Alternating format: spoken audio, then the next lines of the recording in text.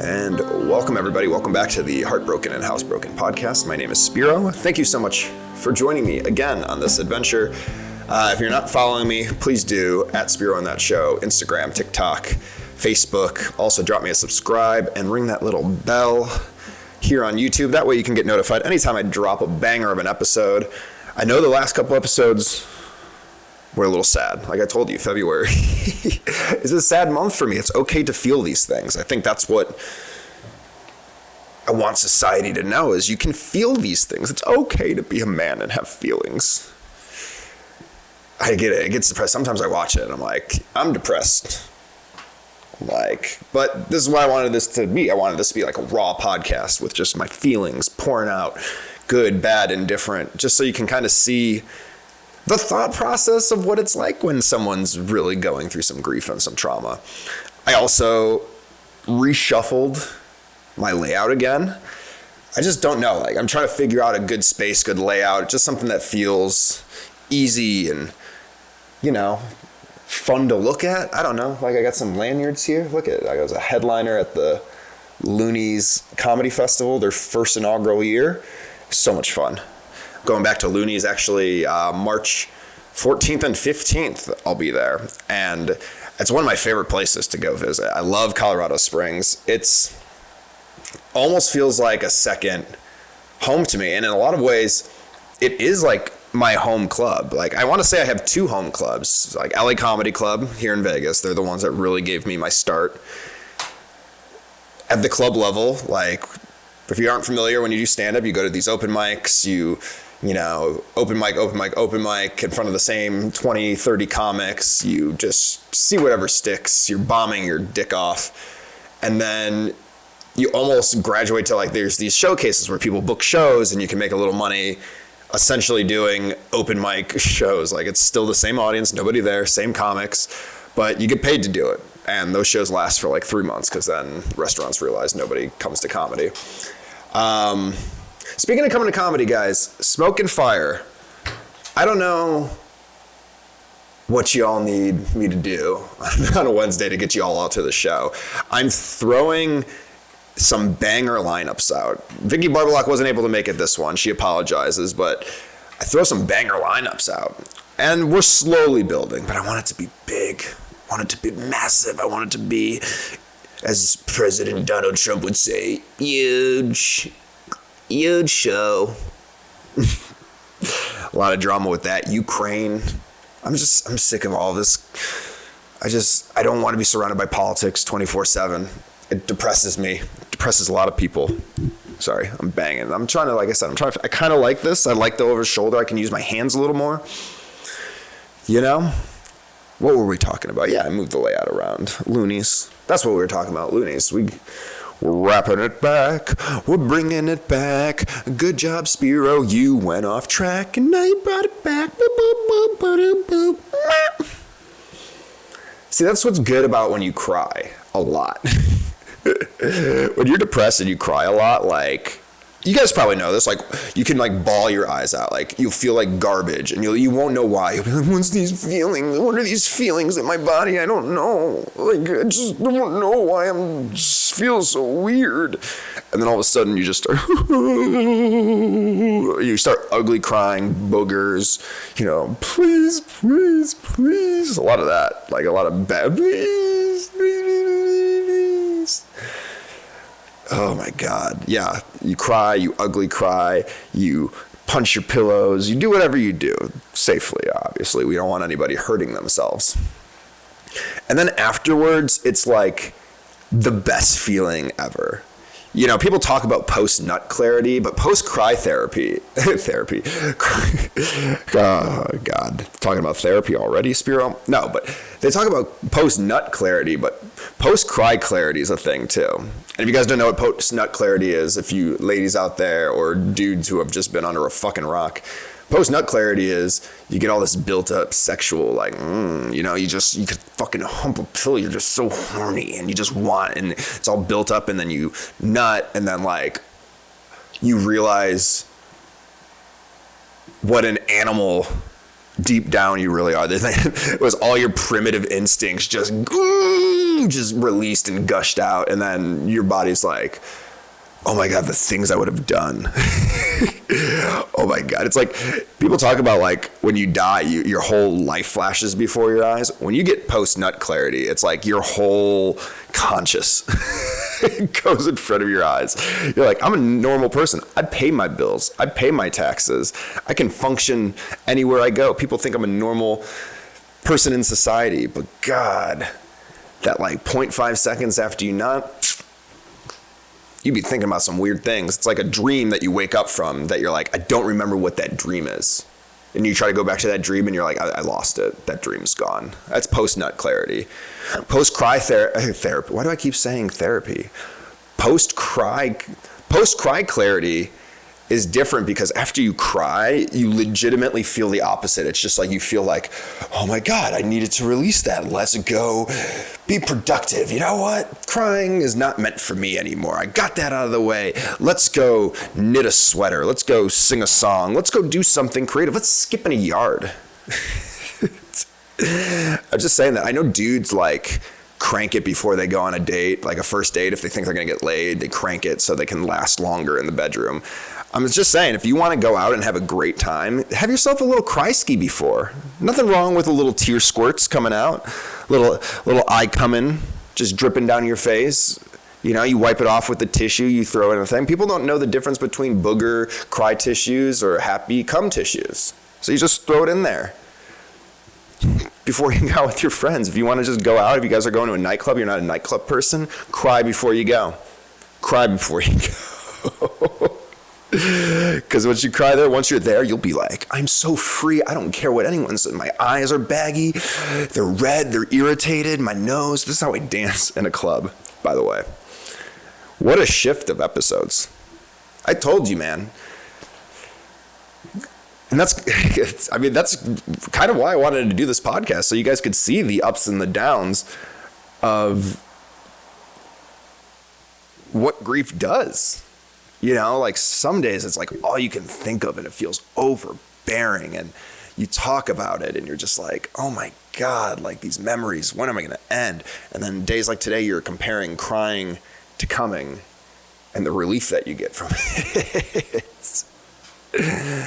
But I'm serious, this should be a thing. You know what I mean? There should be like, there are prostitutes to like get you off, or, you know, there's those happy ending massages, like a nice little rub and tug. There should be people that legitimately just make you cry to make you feel better. Like you go for an hour, and people are gonna be like, that's a therapist, Spiro, that's why you keep talking about it. But like, no, like legitimately, intentionally make you cry. They sit there and they're like, they feed into everything that you're sad about and they make you cry. And people are still like, that's a therapist, Spiro. But I feel like they're doing it and you know they're doing it. Like I want someone to like really I want someone to just make me cry on cue. Like I can't bring my therapist. Like if I'm going out with friends and everything and I'm having a bad day, if I'm going out with Liz and I'm having a bad day, or I have a show and I'm having a bad day, I can't just call my therapist and have her make me cry. I can't bring my wife's ashes everywhere. That'd be fucking weird. That would be how like you guys really know I'm in trouble, is if I start bringing my wife's ashes around like a method actor to start crying so I can feel better later. This is insane. This is an insane podcast.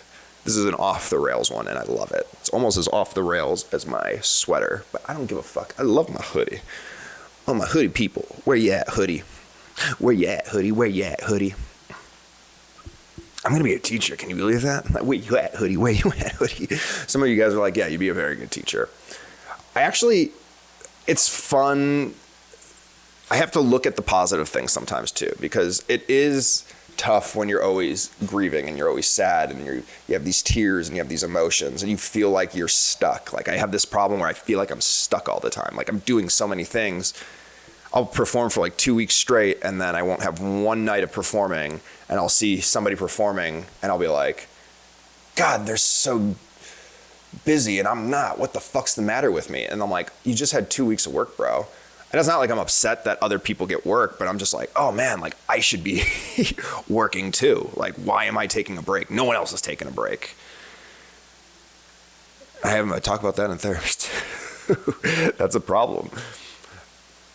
But it's sometimes you gotta think of it in the positive ways of these things. And I don't remember where I was going. I went sidetracked. You guys sidetracked me again. And that's what happens. We get sidetracked and then we lose the riff. We lose the riff. I'm sure we'll come back to it. We'll just think about it. I think I was talking about pros of grief. I don't know. Something like that. We were talking about crying earlier, and then I lost it. I'm sorry, guys. This is what happens when you go through a lot of grief. Also, smoke weed. I love my weed. Sometimes you just lose trains of thoughts, especially when you're riffing like I do. Like, my mind goes a million miles an hour, if you guys can't tell, and I have 1,000 different topics that I'm trying to talk on. And a lot of this is stuff that I try to riff out on stage, too. So it's easy to get a little lost. It's easy to get a little lost in this crazy world talking about grief.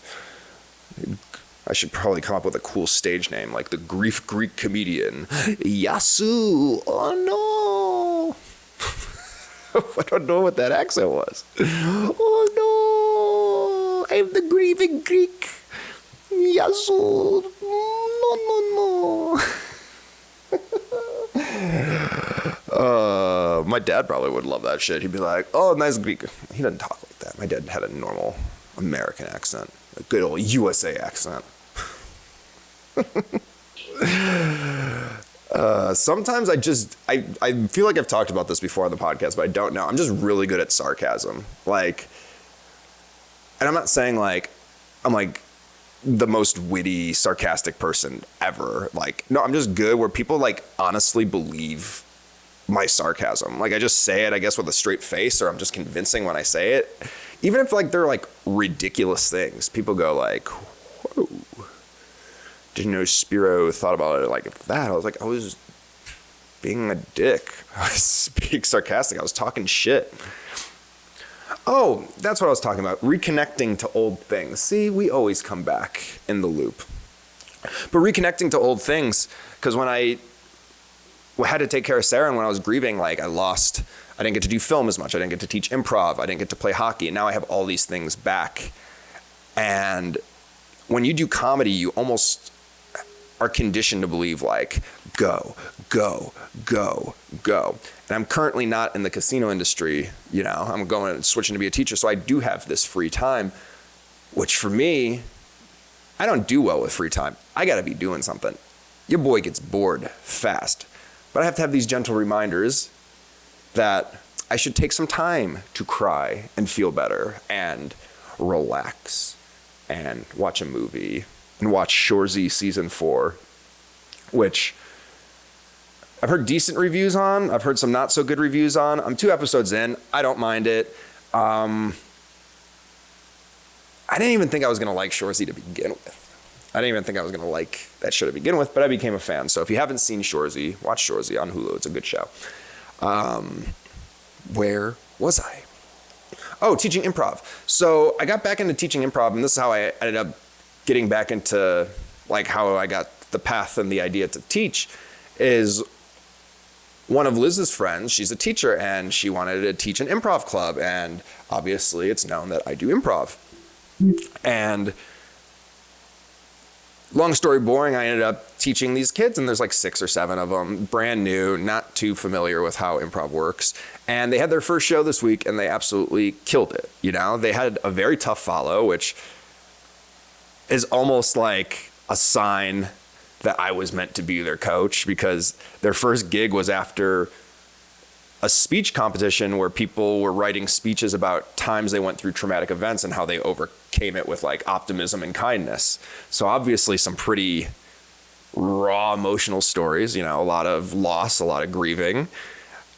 And then improv had to come out and be like, hey, everybody, let's tell some jokes that we're making up on the spot because it's improv. But I'm proud of these kids. They did great, man. They crushed it. And there's times while grieving, you start to compartmentalize like your life. You're like, this was like pre-Sarah. This was when Sarah was sick. This is when Sarah wasn't sick. This is post-Sarah. This is now that I'm with Liz. Like, you start to like really like organize your life into like sections. And it's easy to lose things that you enjoy doing because you're like, oh, like, I don't want this to fit in this life anymore, because like hockey was a different time for me, and film was a different time for me. And then what you realize is you start to lose these things, and then you get them back, and then you realize like, oh, I'm more than just doing stand-up comedy. I don't have to be posting every single day. I don't have to be performing every single day to be productive in what I like to do. I can go to auditions. I can work with this film group that I'm working with. I can teach improv. I can, be a coach. I can play. I can do all these things that complete me. I think a lot of the times in this world, especially in the like art world, like you get so like focused in on one thing or one way to do it, and you realize or you forget there's other ways to do things. And some of you guys are going to be like, Spiro, that is so wise. Well, I cried earlier today, so you got wisdom from the tear. Ooh, wisdom from the tear. That sounds like that could be a really good album. I once DM'd Taylor Swift a song lyric.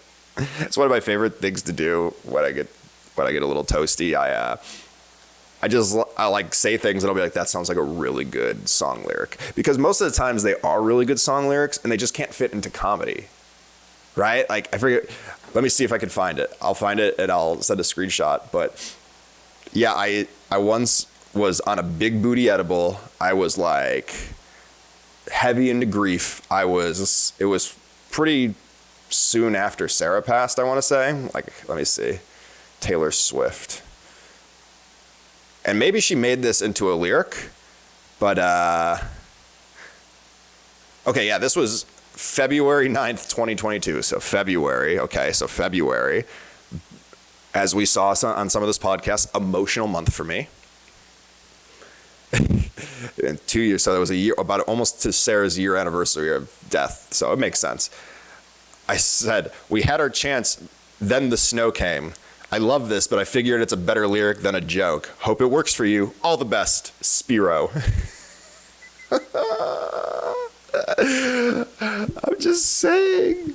It's a good song lyric. It's not a good joke. Taylor Swift, use it. And if you've used it already, give me my motherfucking royalty check. All my Swifties out there, tell me, let me know. Is Tay Swift ripping off my shit?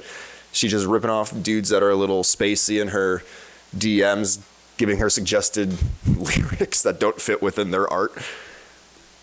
There you go, Taylor. There's another one for you. You can use that one too. Wisdom from a tear. We had everything on a wisdom from a tear.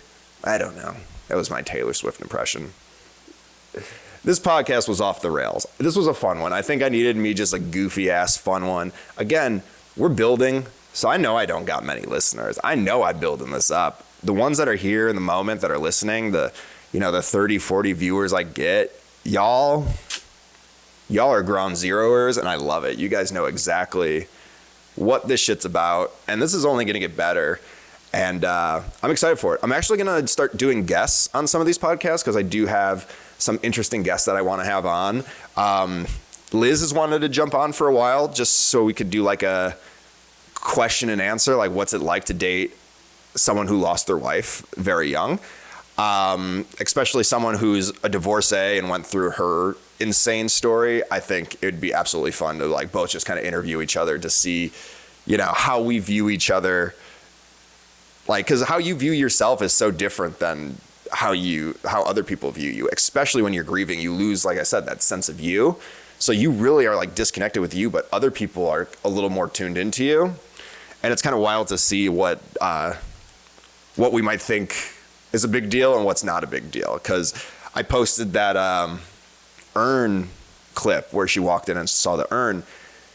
And apparently she was like, I didn't even know that was the urn. Like, she's like, I didn't know. So she's like, I don't know what you're talking about. I never really thought of it. And I'm like, are you lying? But then I'm like, she doesn't lie like that. So like, no.